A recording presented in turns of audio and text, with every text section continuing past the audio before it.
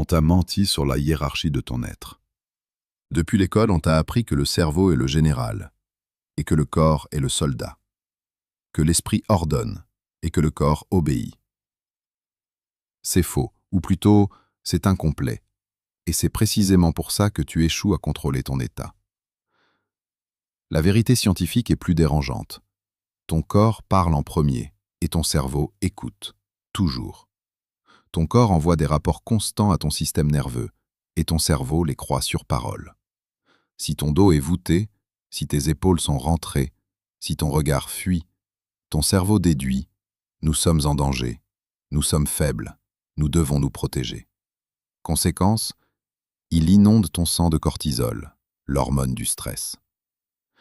Si ton torse est ouvert, si ton regard est fixe, si ton cou est droit, ton cerveau déduit « nous dominons, nous contrôlons, nous sommes en sécurité ». Conséquence, testostérone, dopamine, stabilité. Tu crois être déprimé parce que la vie est dure. En réalité, tu passes 16 heures par jour dans une géométrie de victimes. Aujourd'hui, on inverse la boucle. On transforme ton corps en outil de piratage psychologique. Tu crois que la confiance est mentale, qu'elle vient d'une pensée, d'un souvenir, d'une motivation. Non, la confiance est chimique, et la chimie obéit au corps. Amy Cuddy, chercheuse à Harvard, elle a mené une expérience simple, presque insultante de simplicité. Elle a demandé à des sujets de prendre une posture, pas de discours, pas de thérapie, pas d'hypnose, juste une posture. Posture de haute puissance, bras ouverts, pieds ancrés, menton levé.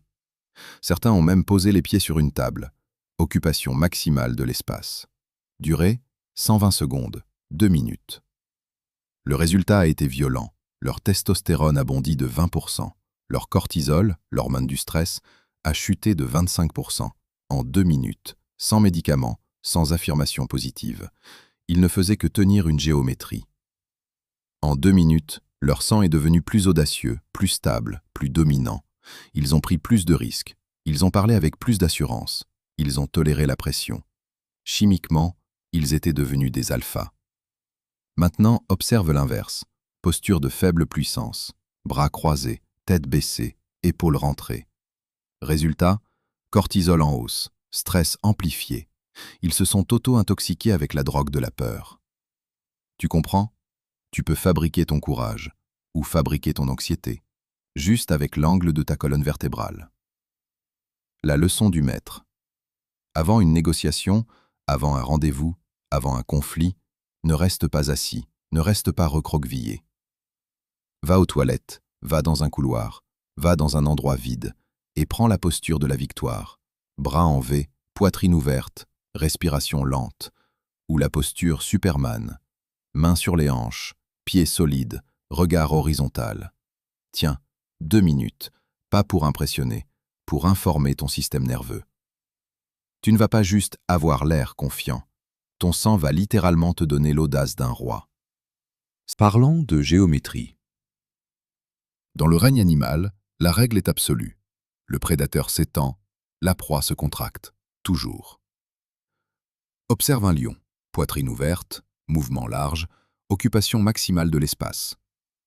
Observe un animal traqué, épaules rentrées, corps compact, organes protégés. La géométrie précède le statut. Et maintenant regarde les hommes modernes. Salle de réunion, présentation importante, il parle. Mais ses bras restent collés à sa cage thoracique. Seuls les avant-bras bougent, comme des nageoires. C'est ce que j'appelle le syndrome du pingouin. Pourquoi fais-tu ça? Ce n'est pas culturel, ce n'est pas éducatif, c'est reptilien. Ton cerveau archaïque protège le centre, cœur, poumon, ventre. Il réduit la surface exposée. Il envoie un signal silencieux « je me sens menacé ». Et la pièce le sent, toujours. L'homme de pouvoir fait l'inverse. Il expose son torse, il s'ouvre, il occupe. Non pas parce qu'il cherche à impressionner, mais parce qu'il n'a pas peur d'un impact.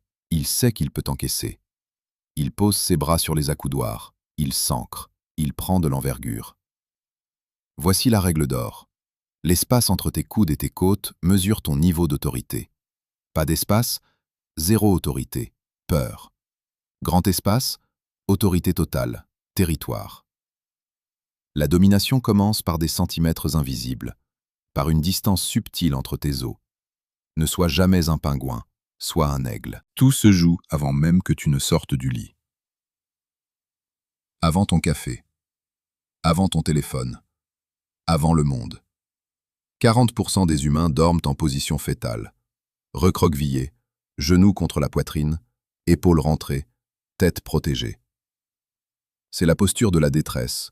C'est la posture que prend un corps après un traumatisme. C'est une géométrie de survie. Maintenant, comprends ce que ça signifie. Si tu passes 8 heures chaque nuit dans cette configuration, ton cerveau reçoit un message, en continu. Danger, protection, menace. Il ne fait pas la différence entre un souvenir et une posture. Il interprète la forme et il ajuste la chimie. Cortisol maintenu, hypervigilance basse fréquence, microtension musculaire. Tu te réveilles déjà en défense. Tu ne démarres pas neutre. Tu démarres en repli. C'est ce que j'appelle un cortisol hangover, une gueule de bois de stress. Et ensuite, tu saisis ton téléphone, tu replonges ton corps vers l'intérieur. Tête baissée, épaules fermées, colonne courbée. Tu confirmes le signal. Oui, le monde est hostile. Le hack. Dès que ton réveil sonne, ne touche à rien, ne parle pas, ne réfléchis pas. Fais l'inverse. Étends-toi au maximum. Prends la position de l'étoile de mer, bras ouverts, jambes étirées, poitrine exposée. Prends toute la place dans le lit, jusqu'au bord du matelas. Force ton corps à envoyer un autre rapport. Je suis en sécurité. Ce territoire est à moi. Je domine l'espace. Respire profondément, lentement. 3 cycles. Tu viens d'inverser la boucle. Tu viens de dire à ton système nerveux « Nous ne survivons pas, nous commandons ». C'est le moyen le plus rapide de nettoyer ton esprit de l'anxiété matinale. Et personne ne t'en a jamais parlé. On te dira « Ne joue pas un rôle. Sois toi-même. Reste authentique ». C'est le pire conseil possible. Si être toi-même signifie être anxieux, voûté, timide, alors tu dois tuer ce toi-même. L'identité n'est pas sacrée, elle est conditionnée, elle est répétée, elle est programmée. Amy Cuddy a corrigé une phrase célèbre. On dit « fake it till you make it ». Fais semblant jusqu'à ce que tu réussisses. Elle dit « fake it till you become it ». Fais semblant jusqu'à ce que tu le deviennes. Ce n'est pas du théâtre, c'est de la neuroplasticité. Ton cerveau n'est pas figé, il se recable en fonction de ce que tu répètes. Chaque posture maintenue, chaque respiration contrôlée, chaque regard stabilisé. Tu sculptes tes voies neuronales. Si tu forces ton corps à adopter la posture d'un homme puissant jour après jour, tes connexions synaptiques s'adaptent, tes récepteurs hormonaux se calibrent, ton système nerveux apprend une nouvelle normalité. Au début, c'est un costume, tu te sens étrange, inconfortable, imposteur. Mais si tu portes le costume assez longtemps, il devient ta peau. Tu ne simules plus la stabilité, tu es stable. Tu ne forces plus la présence, tu es présence. Ce n'est pas un mensonge, c'est une rééducation. Tu ne joues pas la comédie, tu réécris ton système nerveux. Et à force de répétition, l'homme que tu imitais devient l'homme que tu es. Alors prends ta place. Le monde est divisé en 2 catégories. Ceux qui demandent la permission d'exister et ceux qui prennent leur place. Les premiers se font petits, épaules rentrées, voix basse, regard fuyant. Ils espèrent ne pas déranger. Ils espèrent être tolérés. Ils vivent en contraction permanente. Les seconds, ils ne demandent rien. Ils occupent, ils s'installent, ils respirent profondément. Ils ne s'excusent pas d'être là. Ta posture n'est pas une question d'esthétique. Ce n'est pas du style, ce n'est pas de la performance. C'est une question de souveraineté biochimique. Chaque fois que tu te redresses, tu votes pour toi-même. Chaque fois que tu ouvres les bras, tu déclares « Je suis ici, je ne me cache pas, je ne me contracte plus ». Ton corps est un bulletin de vote, et tu votes des centaines de fois par jour, pour la peur ou pour la domination. Alors occupe l'espace, tout l'espace, sans arrogance, sans agitation, avec calme. c'est le seul moyen d'être libre.